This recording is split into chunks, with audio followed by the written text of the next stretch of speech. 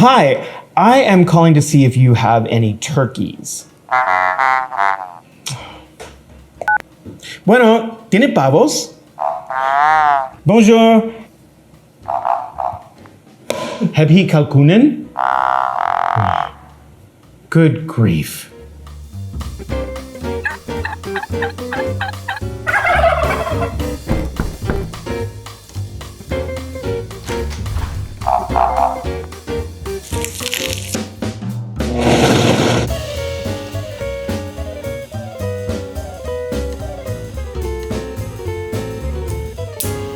Cheers! Happy Thanksgiving.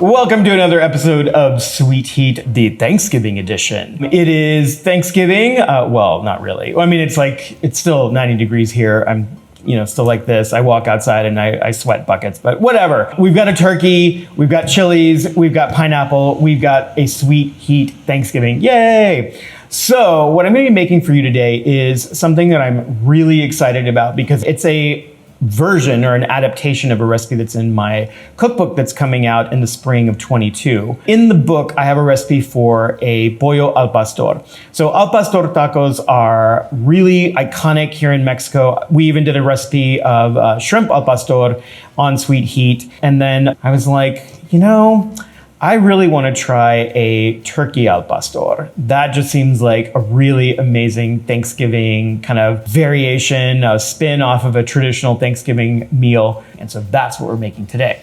And don't forget to hit like and subscribe so you will be notified when there's another Sweet Heat episode.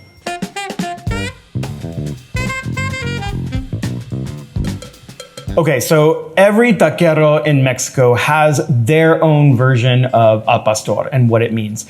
What is probably universal is the use of achiote paste. Achiote paste, or recado rojo, as it's called in the Yucatan, is a paste that's made from ground annatto seeds. The other ingredients that are in this paste are oregano, usually bay leaves, sometimes other types of chilies, usually orange and lime, lots and lots of garlic, and other herbs and spices. So in mine, and because it's Sweet Heat, we're gonna be using honey or agave syrup and also chili chipotles. So I've written the recipe to be done in the oven as you would do a traditional roast turkey for Thanksgiving. But I highly recommend if you have a grill, you do this on the grill. And if you have a rotisserie on your grill, even better. It's going to be super amazing. Okay, come here.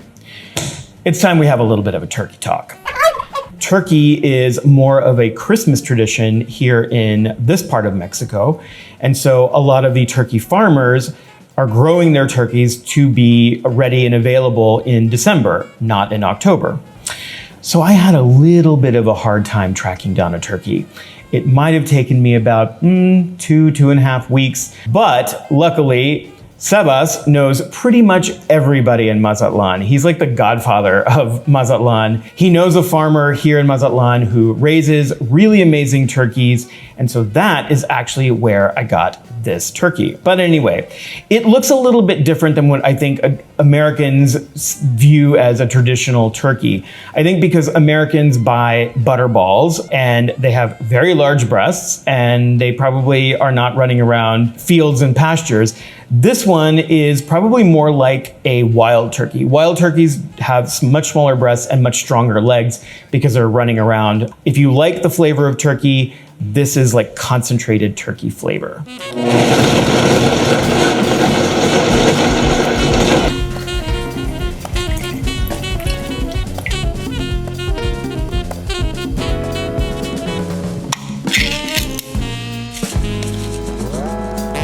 The first thing we're gonna do is marinate the turkey. So the marinade is super simple. We're just gonna dump everything into the blender, blend it up, and then brush it on. Now I think this is just a montage, right? Yeah, all right.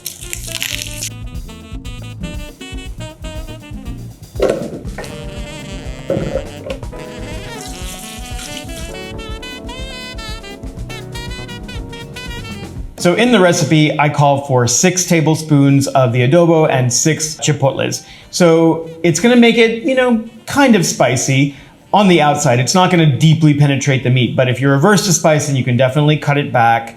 If you are really into spice like I am, you can just use the whole can.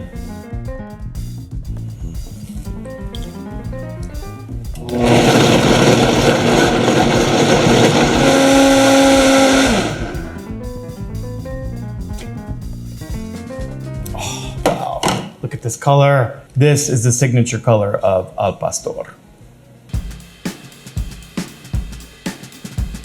Another montage.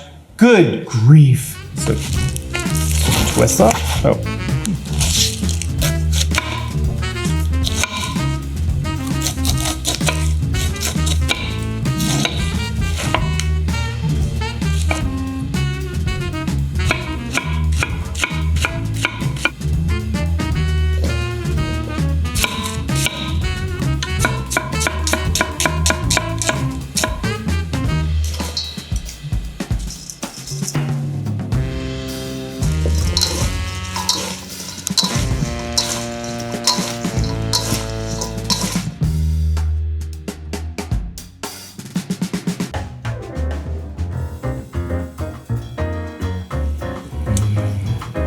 It's time to baste.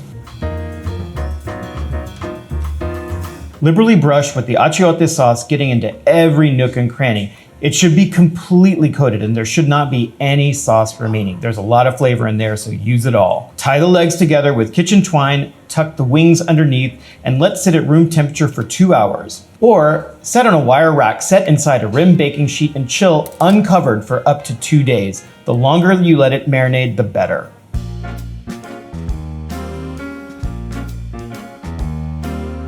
Oh, brother, another montage.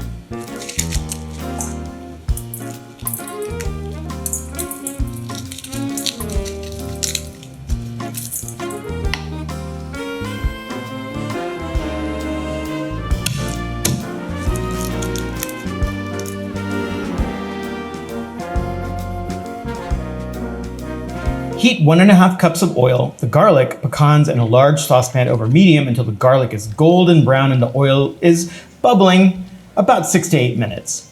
Remove from heat and use a slotted spoon to transfer the garlic and nuts to a heat-proof medium bowl. Toss the chilies in the hot oil until the oil turns slightly reddish and the chilies are really fragrant and brick red colored. Be careful because they toast really fast and you don't want to burn them. It's only going to take about 15 to 30 seconds. Add the sesame seeds to the hot oil and let sit until they're ready to use. It may bubble a little bit, but that's totally fine. Puree the chili garlic mixture, 1.5 teaspoons salt, bay leaves, oregano, and the oil in a food processor until coarsely ground.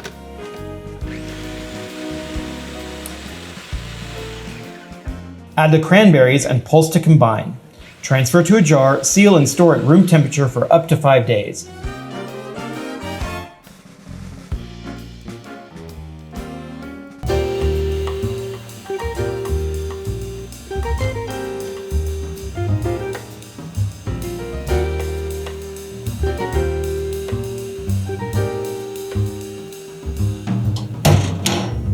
Okay, so if you don't want to use your grill, or maybe it's snowing, or maybe you don't have a grill, you can totally do this in the oven. Just use your normal turkey roaster. Put the turkey on a V-rack inside the roaster with all the pineapple and onion down below.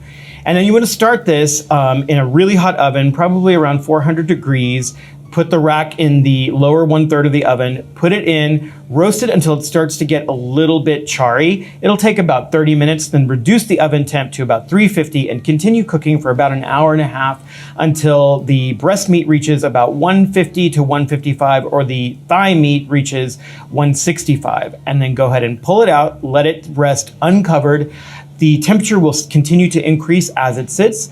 I like to let it sit for at least an hour before you try and carve it. That way all the juices stay in the meat and it stays really delicious and moist. Happy Thanksgiving. Okay, so what I'm gonna do is I'm gonna break it down and make it easier to make tacos.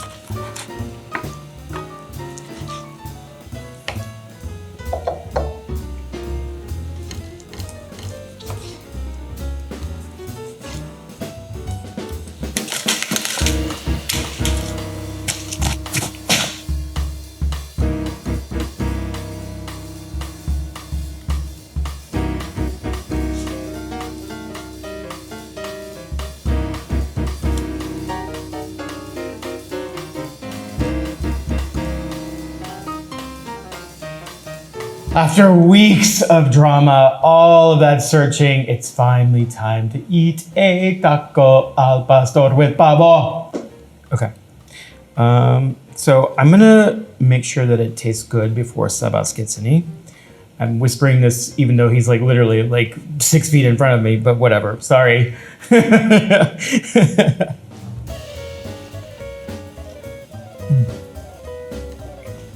The pineapple and the cranberries play so well together. The cranberry is sweet and tart. The pineapple is a little bit salty and sweet. And then that caramelized onion, and then you get into the turkey. This one is like very, very turkey-y and a little bit gamey. It almost tastes like more like goose or duck. It's really, really good. Mine went overnight with the marinade, so it really penetrated the flavor into the meat. It's so good. And you get that little pop of freshness from the cilantro. And then the chile de árbol is like kind of warming on the back end. And it's nice too because the salsa macha makes it seem a little bit richer. The turkey is very, very lean, but like that nice little hot oil. It's really, really good. All right, I'm gonna go in for another bite.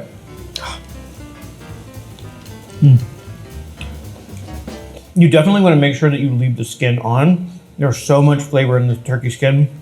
Okay, I think these passed the test. I think it's time to call Sebas. Welcome. Okay. Happy Thanksgiving. Happy Thanksgiving. Yeah. So I made you some tacos. They look really pretty. They look amazing. I think yours look better than mine. Cheers. Happy Thanksgiving.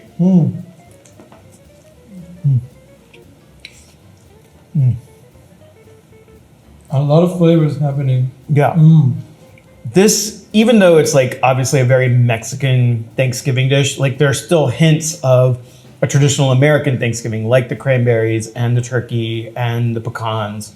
All right, I hope you like this episode, and I really, really want you to try this recipe. It's amazingly delicious, and if you don't want to do it with turkey, don't worry about it. I totally understand. You've got to try it with chicken. Just cut the recipe in half and get a really, really big chicken and do exactly the same thing. And also remember that this is a part of the Food52 Thanksgiving feast for all the residents, and all of these recipes you can find online. We prepared this special menu just for you guys. Everybody cooked a dish or two, and they're all really, really incredible. And actually, just when you thought that this was all the turkey we're gonna be doing, actually, there's another turkey episode. I'm gonna show you what to do with all of the leftover turkeys and the carcass. And it's not gonna be turkey tetrazzini or turkey sandwiches or the boring old stuff. It's going to be turkey birria. Yes, that's right. Come back. Happy Thanksgiving! Happy Thanksgiving!